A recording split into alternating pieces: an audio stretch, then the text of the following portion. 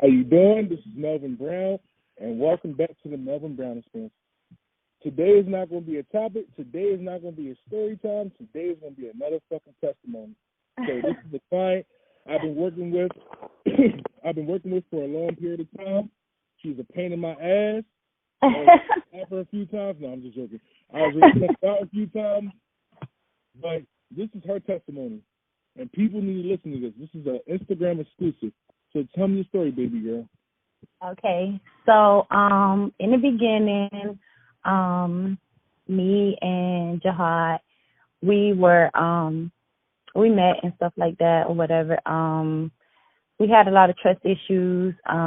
He thought that I was cheating. He thought that I was talking to other people and stuff like that. So, he ended up breaking up with me. But no, I wasn't cheating. No, I wasn't seeing other people. It was just like I couldn't understand why he wanted to leave.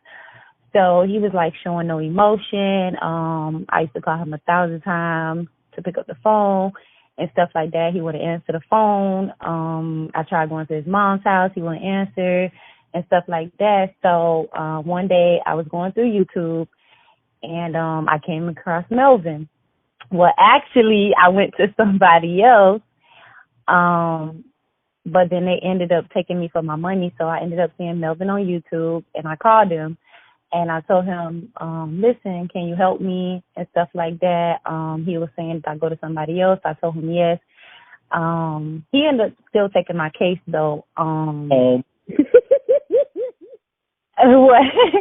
He still ended up taking, huh? He said, so keep talking with you, so go ahead, continue. Oh. Because I'm trying to figure out what to say. But anyway, yeah. So he ended up taking...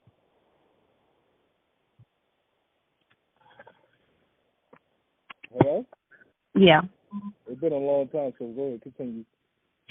So he ended up taking my case, and at first he told me that he was going to burn the candle. He burned the candle, and at first he was talking to me. He took my phone off block, and we was talking and stuff like that. So then he just went blank.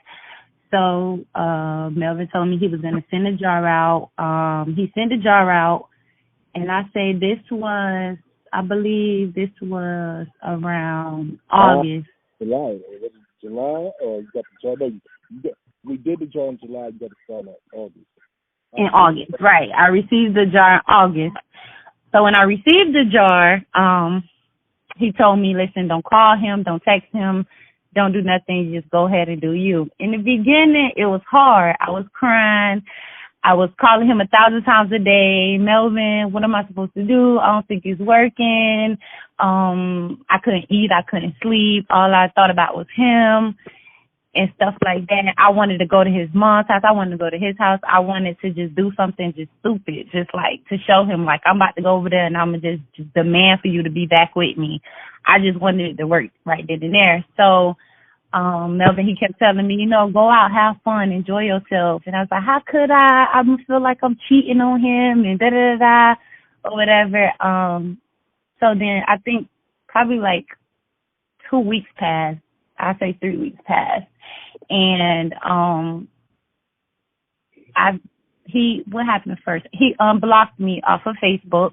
I was scrolling through my Facebook one day. No, this is my fucking story. This is my story how it went down. You called me. You was like, Melvin. I'm like, yo, what's up? I called them. Are you gonna get mad at me?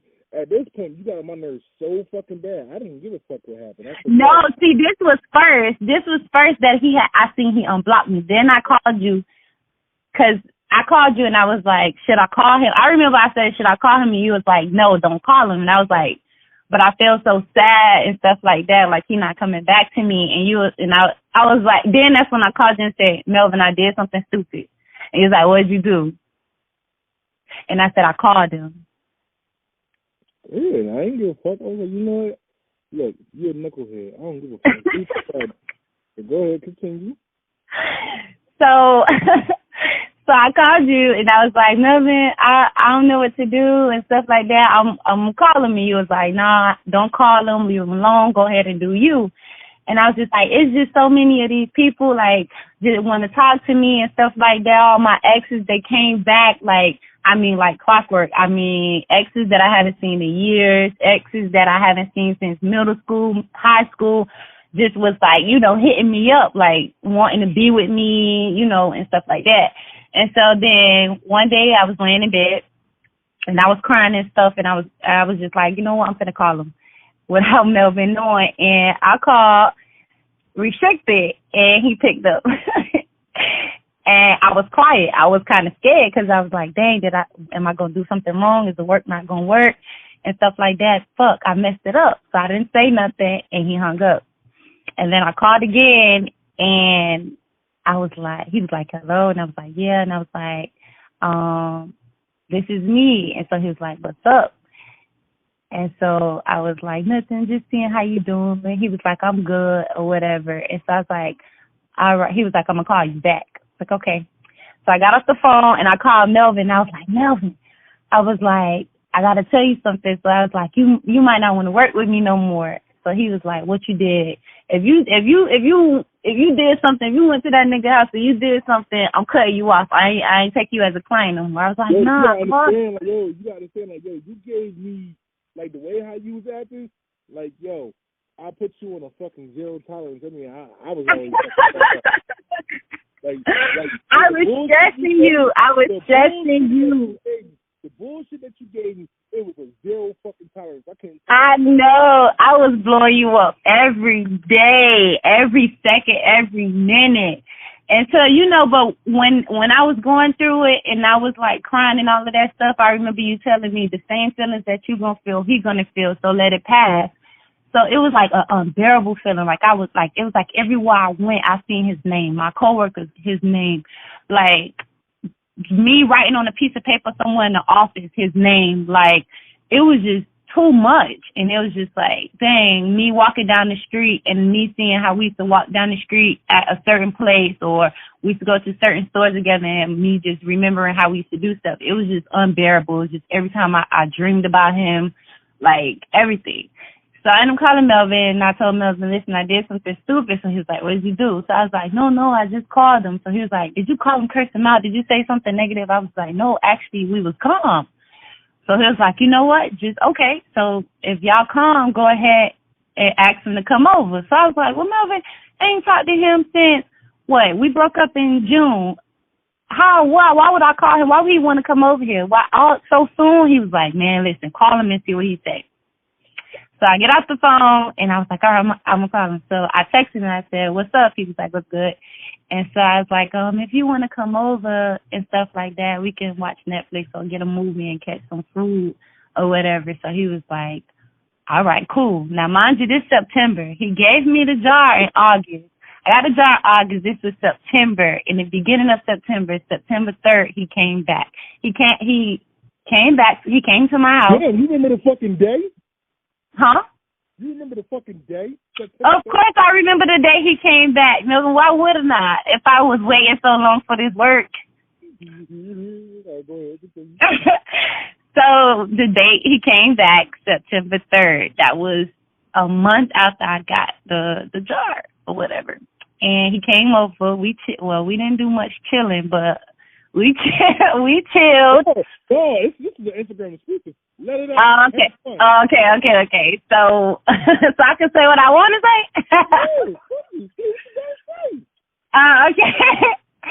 So, this is okay. Teaser. Like, the shit about to get realer and realer. So, all right. So we ain't do no chilling. We was having sex, a lot of sex. I mean, a lot of sex. I mean, just we didn't do much talking. We had a lot of sex. So after that, he was just like, coming over every day and stuff like that. He didn't want to leave. And then he started being like overbearing, like controlling, like not controlling, but like he didn't see nobody. Like it was just me. Like he just wanted to be around me all the time and stuff like that. Now, the thing is, like, it was still 1 foot in and 1 foot out, I could tell with him, but it was still like the work was still working, because it was like no more. He didn't want to go back home. He wanted to move in and stuff like that. He was great with the kids. But it was like sex nonstop every single day. Like it was like sex, sex, sex, sex, sex, sex. So I started thinking like, did this nigga just come back on the sex tip? So it was like whenever I walked outside or whenever I went somewhere, it was always like him thinking that I talked to this person or him thinking I talked to this person. Like he was very, very jealous. Like he didn't want me to wear certain things and stuff like that. So, I say a few weeks after that, I called Melvin because I was like, Melvin, yo, listen. So he was talking, he came back on some, so we ended up stopped talking for probably like a week or so. Stopped talking because we used to argue all the time and stuff like that. And so I went and did me, not having sex with nobody, but just I found a friend and we were just chilling and stuff like that. So I don't know if the nigga felt me starting to talk to this dude, but I was talking to the dude and he ended up calling my phone. And he called my phone and he was like, what you doing and stuff like that. I was like, I'm out, I'm eating and stuff like that. I'll call you back. One thing about it, he never liked for me to be like, I'm going to call you back. I never was like, I'm going to call you back. But in the beginning, Melvin used to tell me, listen, when he come back, you got to start doing stuff different. You got to start, if he going to come back, he going to come back to somebody different. So at that point, I was just like nonchalant because he used to be nonchalant. I used to be available to him all the time. Like whenever he called, I'm picking up. Whenever he texts, I got to text him right back. Like that was me. And so I was like, you know what? I ain't going to be available to him all the time. I ain't going to be like that all the time or whatever. He going to have to show me he want to be with me. So he ended up, I was like, I'm going to call you back whenever I get the time to call you back. So I got home. The dude dropped me off.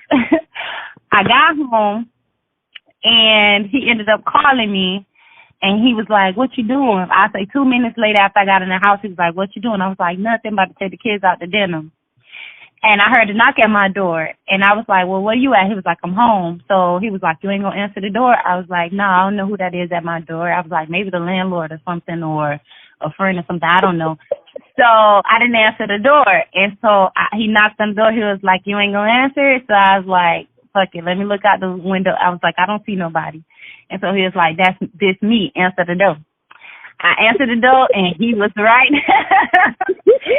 He was there. And so I was like, what you doing here? He was like, he went to looking around the house and going in the closets and looking everywhere and stuff like that. So I was like, what you looking for? He was like, shoot, you wanted me here, so I'm here. I'm ready to be a family. Let's go. Me and my kids, we going out and stuff like that. Me, you, the kids, we going out. So I was like, okay. Like, I was looking at him weird, like, how you just show up to my doorstep? And so, we there or whatever. And, yeah, so we went out to dinner, and he was apologizing, saying, he was sorry for not being the man I wanted him to be and stuff like that or whatever. He was here to stay and stuff like that. So I was like, okay. So I said probably a few more weeks passed by, and we got into it again. And he left for a week. All right, now, we're going to get to the real funny shit. The funny shit. I'm about to tell you about it. You realize, like the shit, like this shit ain't no joke. Like, this shit is on them. So shit started getting serious because this time when we got into it or whatever, he didn't leave for like no week or two. He left for a couple of days. And so he came back after 2-3 days, and he called me, and I was out, and he was like, I'm at your house. And I was like, well, I'm not there. And so he was like, yes, you is. You think I'm stupid. You probably in there with another nigga or whatever. I was like, I'm not. I'm really out or whatever. I'm getting stuff done. And so he video chats me, and he literally like, so you ain't in the house? And I'm like, no. So he's like, I'm about to kick down your door. I was like, no, you're not. He kicked down my door. He kicked down my door. He kicked the door off the hinges, and nobody was there. He thought I was there with a dude in the house. And he was like, stop playing with me. I was like, oh, Lord, I got to hurry up and rush back home. I was like, why would you kick down my door? Oh, because I thought you was in there with somebody and you was high and you didn't want to talk to me and stuff like that. I love you and I want to be with you. And I was like, whoa, you got to get my door fixed. Like, you tripping. So he kicked down the door. He did kick down the door. He told me, hey, I told you I was coming. You talking about you in there. I kicked down your door. He kicked off my door. So the next day I wake up, mind you, the nigga who I was talking to or whatever prior to this, he was still in the picture, which was my fault or whatever. I should have cut him off. But I called him while I was on my way back to the house, and I was like, yo, you know, the nigga just kicked in my door or whatever. He was like, you straight? I was like, yeah, I'm going to call you back when I get to the house. I never was able to call him back because with the work, listen, it ain't no other nigga. It can't be no other nigga. It can't be this. It can't be that. So I ended up falling asleep that night or whatever. We ended up waking up, and I was going to take my kids to school. So on my way to take the kids to school, he was still at the house. So he texted me while I was on the way to the kids' school, and he was like, I'm about to go get a copy of the key. I'll be back. So I'm talking shit on the phone with my best friend, and then I was like, listen, I was like, yeah, me and Jahad got back together or whatever and stuff like that. I was like, I don't know, you know, where we going and stuff like that. You know, just random talking. So I was like, you going to wait for me to go get the key? He was like, nah, I'll just be back. I'll leave the door unlocked for you. So I'm on my way back home, and I get home, and one thing that my friend said before I hung up, she was like, girl, she was like, you talking about him, you better check your house while he acting crazy like that. But I was like, nah, he know better and stuff like that. Yeah. Anyway, I get back to the house, so I'm chilling and stuff like that. I done made breakfast. I'm texting him saying I'm making breakfast. Hurry back. It's raining. I got caught in the rain. I'm about to take a shower, whatever. But I'm texting him, turned on the TV, laid down, took a shower, came back out. And so the dude calls me on the phone. The dude that I had on the side. So he calls me on the phone. And he goes, oh, so why you ain't call me back? I was just thinking she was crazy. So I was like, yeah, that nigga kicked down my door and stuff like that. And he ain't have no choice but to fix it because he was tripping and stuff like that. He thought I was in here with somebody, you know, just talking, not talking bad about him, but just talking about the situation that was true. And so I get a text on my phone, and he said, I'm back, meet me downstairs. So I go downstairs, trying to meet my boyfriend downstairs. I try to meet him downstairs, and then I was like, I don't see you. Where are you? So he was like, I came up the other stairs. So I go upstairs, and he's there. So, you know, we go inside, and he was like, you good? You straight? I was like, yeah. He was like, you happy you got your door fixed? I'm like, yeah. And so I was like, how you got back here so quick? So he was like, no, I got dropped off or whatever. So I was like, okay. And so then he was like, you frustrated? I was like, no. He was like, yeah, so when I kicked in the door, yeah, you know, I had to fix it because I was tripping. And I was like, yeah. And so I was like, first of all, why you got on the same clothes? I thought you got caught in the rain. And so he was like, I never went nowhere. And I was like, what? He was hiding in my closet the whole time. The whole time. He heard my conversation from beginning to end. He seen everything that I was doing. He was hiding in my closet the whole time. He never went to go get the keys, copied, nothing. He just said that he wanted to see if I was talking to somebody else because he didn't trust that I was just talking to him. He jumped out of the closet and was like, he was there the whole time. So at that time, like, I couldn't do nothing about that. Like, he got mad, he got angry, he left or whatever. I couldn't do nothing. I had to kiss ass. I was like, oh, shit. Hold on. We ran out of tape. We're going to do this. We're going to rewind again. I'm going to call you straight back. Hold on.